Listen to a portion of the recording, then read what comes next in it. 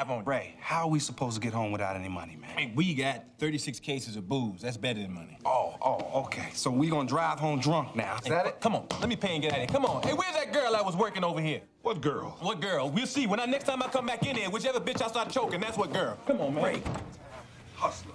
Came down here and got girt by a couple of farms. Let me tell you something, Claude. Can that twin. I'm all shot and I just want to get back to New York, right? What makes you think? Oh, man. Ray. Hey, man, this guy's dead. I ain't never seen no dead body before. Hey! What you boys doing out here? Hey, how y'all doing? Hi. We just taking care of our friend here. Yep. What's wrong with this one? Drink? Oh, yeah, no, he just a little drunk. Nothing at all, just a little drunk. Nobody drank like Winston. Winston.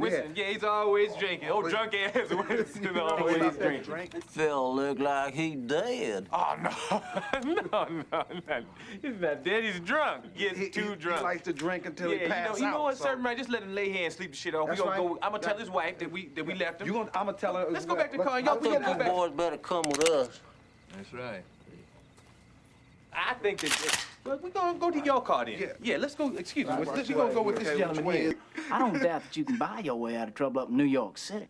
But down here, we take murder very seriously. But we didn't kill nobody. Keep telling the man was dead when we found him. And he was already dead. He's telling the honest truth. Now, the liquor was out. That's our liquor. There was no breath We in being him, truthful. but that man's being honest. That was our liquor, but the man was dead. If that's the truth, you boys don't have anything to worry about then, do you? I'll guarantee it. I'll see y'all in the morning. You believe us, right? What time you gonna be here in the morning? Boys don't drink all that stuff tonight, yeah? All right, sir. See you in the morning. Man, he sound like he believe us, Ray. Man, you know, hey, man's got a point. We didn't kill nobody, Ray. Hey, Claude, what about the truckload of booze, man? Man, that's Spanky's booze. You know what? Tomorrow I'm gonna tell that judge. Judge, we didn't murder nobody. That was Spanky's booze. What's the worst that can happen to us, Ray? Huh? Life? What do you mean, like? Hell no, I ain't doing no life. I'm going back to myself. It's a mistrial. It's a mistrial. Years ago, an expat from the United States lived in Peru. One day, he met a guy from New York in the mall and they exchanged numbers.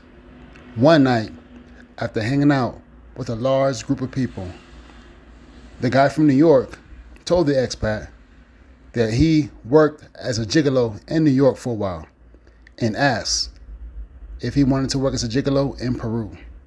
The expat was like,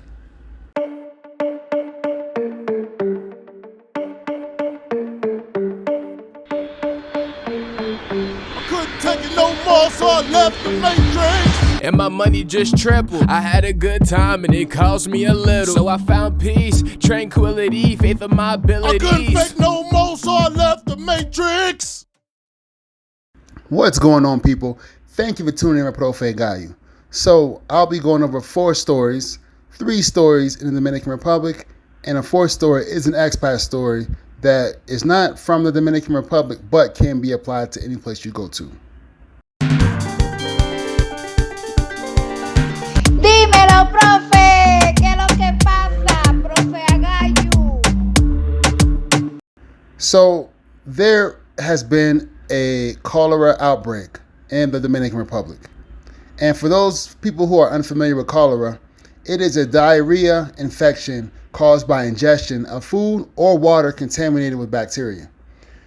There have been cases found in Santodomingo and Barahona and are likely located in other parts of the country as well.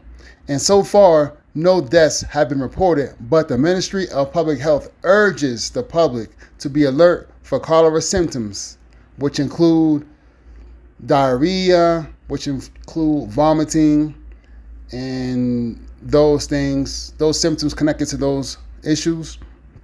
And they urge the public to contact health professionals if there are issues. Now, the second story is from Dominican Today. And in the Dominican Republic, there have been nearly 3,000 dead in 2022 from traffic accidents. Now, according to the Swiftiest, the DR is considered to be in the top 5 dangerous countries for driving. Therefore, driving in DR is high risk, and in comparison to most countries, it's very high risk. But to combat the high number of deaths from traffic accidents, the Dominican Republic has implemented the National Motorcycle Registration Plan, and it has also implemented the license by point system, as well as a few other programs to make driving safer in DR. So I don't know if any of you are familiar with driving in DR, but driving in DR can be crazy, especially on the highways, especially in highly congested cities like Santo Domingo and Santiago, where there are a lot of traffic accidents, and most of the traffic accidents happen with motorcycles, motor taxis. So therefore, be mindful and be careful, and know that when you jump on a motorcycle, know that when you jump in a car, that the Dominican Republic is in the top 5 dangerous countries for driving. So be extra careful. So the third story I have is from Telesur, which is a source from Venezuela, which publishes in English and in Spanish for those who don't know. Now, in this Telesur article, the South Korean Electric Power Corporation, also known as KEPCO, will help deal with the blackouts in the Dominican Republic. So those of you who are familiar or unfamiliar with the Dominican Republic, this country, throughout the country, has issues with the power grid, and the power is always going out. And more so affected are the more poor areas, but this can be in the rich areas too, where the power goes out almost daily. And that's why it's highly recommended that you have a battery plant in your apartment or house, just in case the power goes out for a long period of time, and you can at least sustain yourself with the refrigerator, etc. So in the Dominican Republic, KEPCO has established an investment collaboration. So in the Dominican Republic, KEPCO has established an investment collaboration with the Dominican Republic. And KEPCO is a state-owned corporation that is known for its high-quality products and infrastructure in Korea, and has done work in many other countries and had, lots of success. So in the end, their work in the DR will increase the country's generation capacity and reduce blackouts, especially in Santo Domingo. So currently, the Dominican Republic's electrical infrastructure is highly dependent on oil, and hopes to begin using oil that originates from drilling sites within the country. So with these two new things coming up, there should be some big changes in the electrical grid in the Dominican Republic in the coming years. So the fourth story is an expat story. And it goes like this. Some years ago, an expat from the United States was living in Peru. And one day, he was sitting down eating in the food court of a mall. And this mall is packed with people on this day. So one guy he sees a couple of tables away has a firearm on his hip as he sits down. And he looks like a civilian. He's not in a police uniform or anything like that. So for the expat, this is the first time that he has saw someone in civilian clothing with a firearm on his hip in Peru. So the expat is eating, and the guy with the firearm asks, "Hey man, where you from?" with a strong New York accent. And the expat responded, then he says to the guy, "I've been living in Peru for a while, and I've never seen a civilian with a firearm." The guy from New York shrugged it off.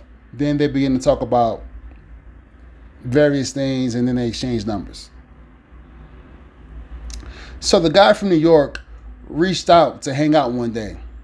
They hung out, and the expat quickly realized that this guy is different. First, he has all tinted, all black late model Honda Accord. Second, the guy has lots of cash and jewelry. Third, the guy drove around the city like a wild man, blasting "Now Walk It Out" on repeat. Out of all songs, this Walk It Out song on repeat, and attracting a lot of attention. Fourth, he had lots of women around him, and he had quite a few yes men as well. However, the expat sees this as a sign and have an idea that, you know, this guy from New York here in Peru is kind of a big deal. So one night, after they're hanging out with a large group of people, the guy from New York told the expat that he worked as a gigolo in New York for a while and asked the expat if he wanted to work as a gigolo in Peru. The expat was like, nah, I'm cool, but thanks. Then the guy from New York goes on to tell the expat that he moved to the U.S. as a small child and was deported from the U.S., but he didn't say why he was deported. Also, he explained that he had a daughter in Florida, but he could not go back to the States. Later, the expat asked, what can I do to earn money here in Peru? The New York guy became very suspect after that question. He struggled to answer for a while, and then he responded with clothes. And the expat said, I need to get into that business because it is treating you well. Well, after that night, the expat had not heard from the guy from New York for a few days. Then the expat reached out to a mutual friend and discovered that the guy from New York was in prison. The mutual friend did not say why he was in prison, but it was assumed that he was a narco. Since the expat was hanging out with him a lot, he could have easily been arrested and found guilty by association of some sort. So the moral of this story is beware of who you are hanging out with while abroad. Even though they speak the same language, even though they come from the same country, and you may have a lot in common, you never know what kind of trouble they are into. Well, that's all I got, mi gente. Thanks for tuning in to Profe Gallo with this week's news in the Dominican Republic. Come back for more news next week, as well as other content. Peace and blessings.